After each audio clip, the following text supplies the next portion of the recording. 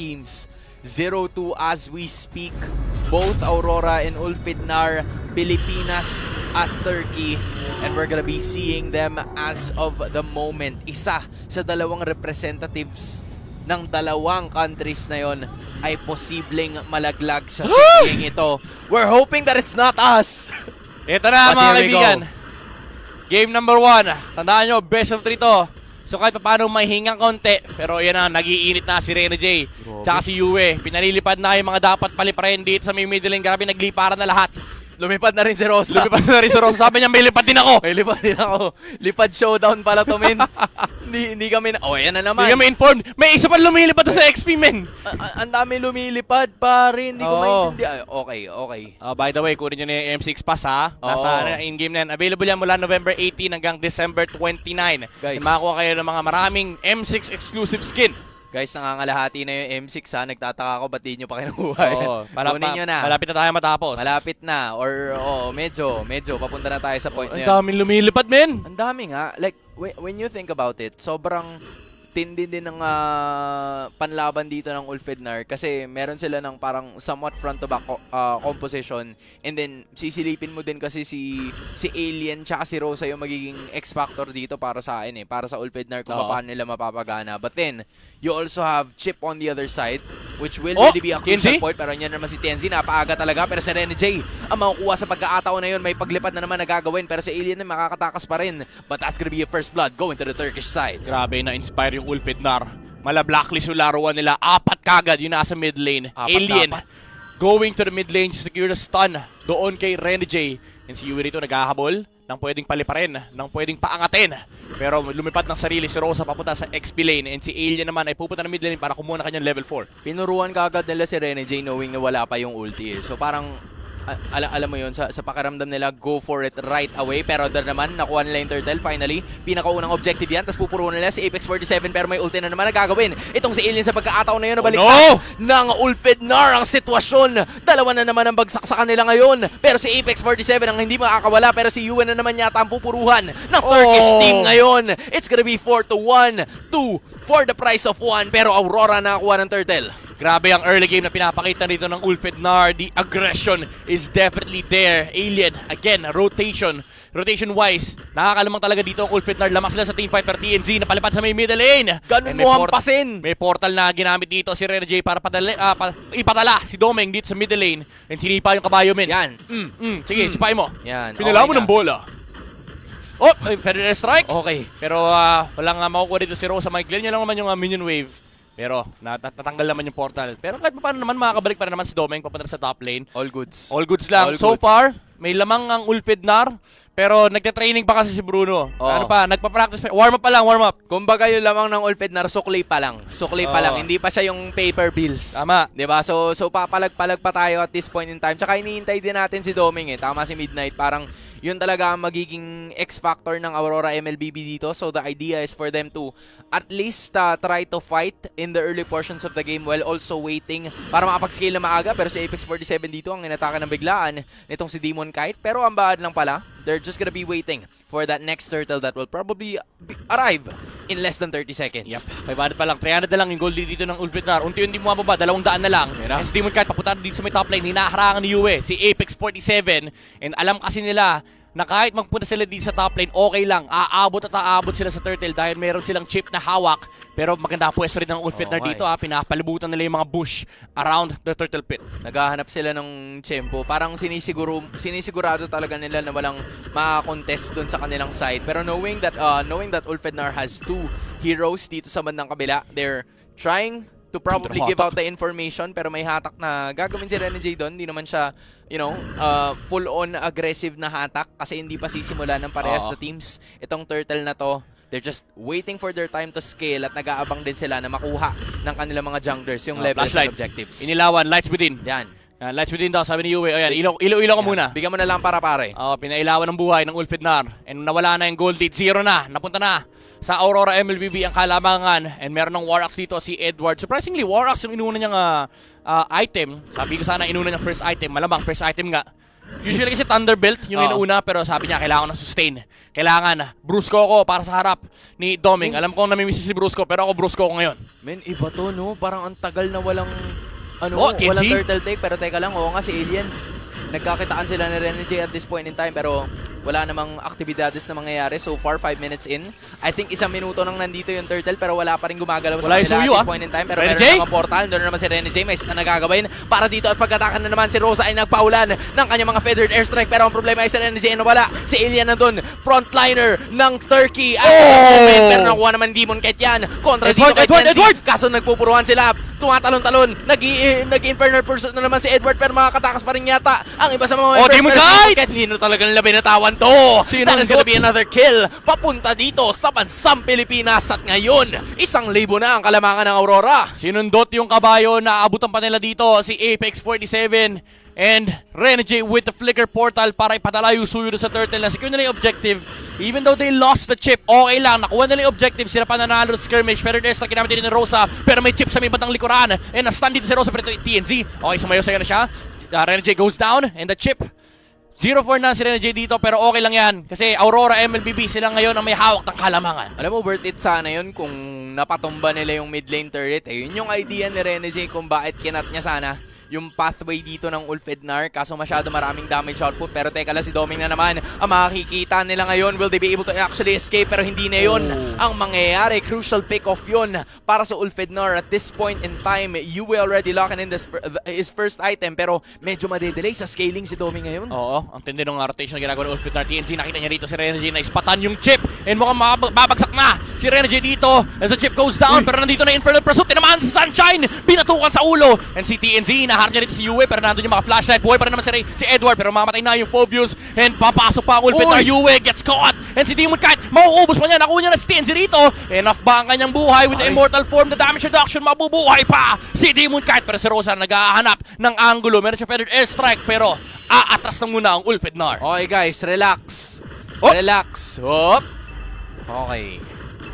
Relax. Kakalma ang sambayan ng Pilipino dahil sobrang daming nangyari Sobra. doon sa laban na yon. Parang hindi nagpapaawat ang dalawang teams na to. Alam nila na una palang pukpukan na kagad at dahil lumabas yung Little Wanderer, nakita rin si Renegade doon sa may bandang bush. Oo. And now the third turtle is finally alive. Naghahanap sila ng tamang tempo dito at mukhang nagsasayawan na naman yung dalawa. Wala pang portal pero nasa baba si Demon Knight. Acting muna ang Aurora. Kunwari may portal sila. Pero Ulfednar, umaabante na ang kanilang squad. Malefic Roar being picked up here by Sunshine. Na-miss ko yung item na yan.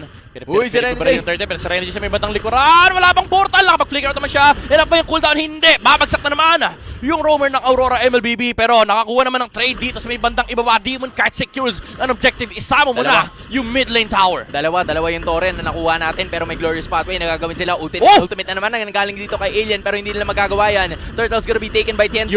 Tumatalon at lumalaban na lang si Edward. Meanwhile, Demon Knight tumulong na rin at makukuha nila isa, dalawa. Pagsamahin mo pa, parang na-sandwich na yung Ulfednar sa pagkakataon na yun. Aurora making it 2K na dati ay 1,000 lamang pero may laban na naman nagagawin pero titigil na si TNC sa pagkakataon na yun. Magpapaulan na lang ng kanya mga kidlat. Sa inyo ang pagong, sa amin ang 2 tore at 2 kills. Lamang na lamang ang Aurora MLBB sa trade na yon. And Doming makakakuha naman ng objective dito sa top lane as Aurora MLBB continues the macro game. Okay. Grabe to, boys. Inhale.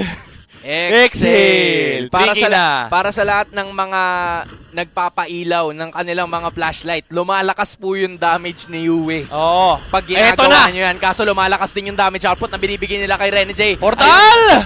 Pagbitaw na lang ng portal. Holy ka, boy! Makakatakas pa yata pero hindi niya na maabot si Renegade. Si Edward naman ang sumasalag sa damage output na binibigay ng Ulfednar. Tapos may pagbabalibal naman sa likod si Domen Knight. And actually, napagsama ko na yung dalawa pero ayos lang yun. Double kill naman para kay Demon Knight. At mukhang ito na ang momentum na hinihintay. Sige, Chantel. Sige, Dilar. Sigawan nyo lang. Sigawan nyo lang. Shoutout sa inyong dalawa sa ating mga PH correspondent. And sabi ni Doming, pinala mo ng bola ang Ulfednar. And Rosa dito ginamit ang kanyang feathered airstrike. Pero unti-unti na nating nararamdaman, Hans, Aurora MLBB ang may hawak sa game na to. Kapit lang. sa lamang, boys. Kapit sa lamang, kapit sa upuan.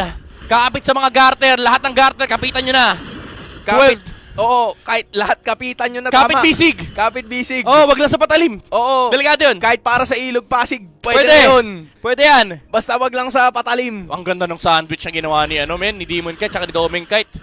Talagang napuruan si Sunshine The sandwich play by Oo. Doming kahit pare. Nakikita niya yung araw Kaya pala pinagsama yun. Oo, sinundot tapos sinipa, men. Ang sakit naman nun. Akala yata kulangot. Ginawang kulangot yung Granger, men Sinundot, sabay sinipa. Flinik pang ganun oh. Pero ito na kasi yung ultimate combo, Hans. Meron ng Malefic Gun Yan. si Doming. Sabi ni Doming, ngayon nyo ako subukan. Ngayon nyo subukan. 2 araw kung di mahawakan tong hero na to. Ngayon, hawak ko na. At pinagsispa dito ang Ulfidnar. Lalamo ka talaga ng bola, lalamo ka pa ng ilaw, de baterya pa yan, unlimited energy. Pero yung extra ginamit na rito ni Rosa Yu. Ito naman ang 2 tira, pero Lord ay para sa Aurora. Eto na boys. Nakuha na ng Aurora yung momentum na kanilang hinihintay. Tila nagising sila sa kanilang unang 2 pagkatalo at kanilang mga sablay.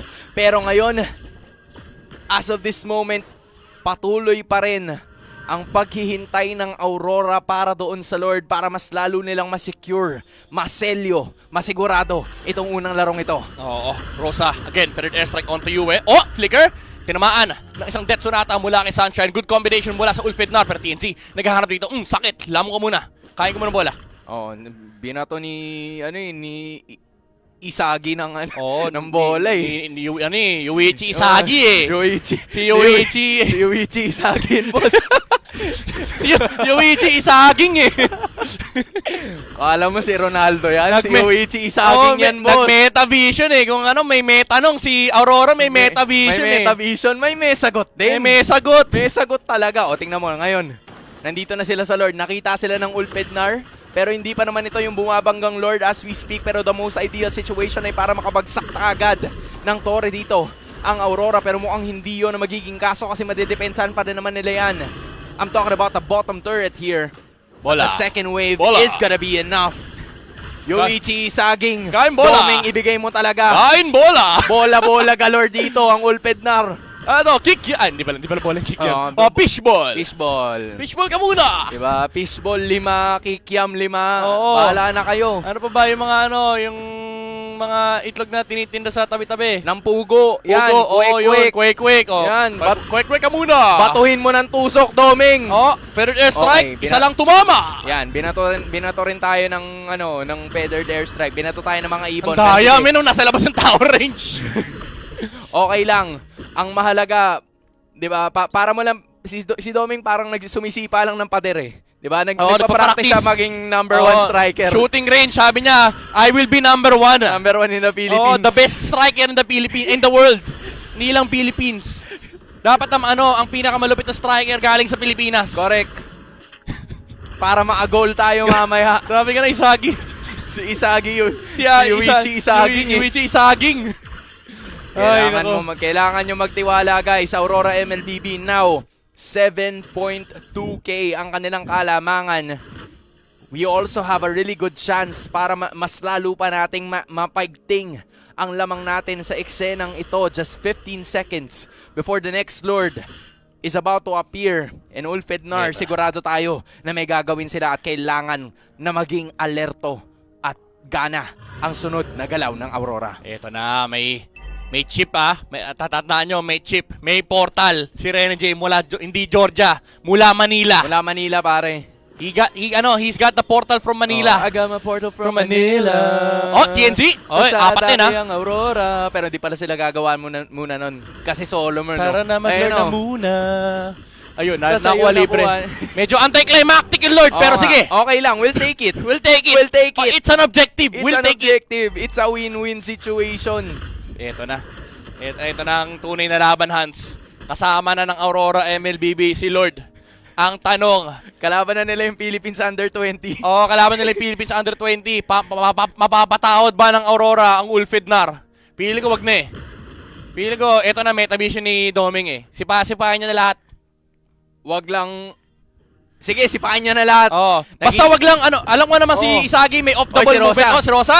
Ganda ng pwesto niya pero nahuli siya ng Energy dito. Gagamitin mo yung portal pero sa may top lane TNZ. Nakalabas naman with the electrifying beats pero naipit yung Farsa. Okay. Dito sa may kanan. And pinaglamon ng bola ni Domeng. Kumain muna kayo ng bola sabi ng Aurora. And Apex 47 goes down. Sige. Double kill para kay Domeng. And susunod na rin sa Alien. Triple kill para kay Domeng. And Tori na ang kasunod ng Aurora. Maniac for Domeng as Aurora secures game number 1.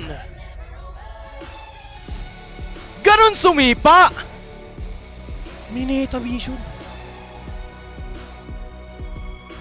Pinakitaan ng direct shot sa muka, sa tagiliran.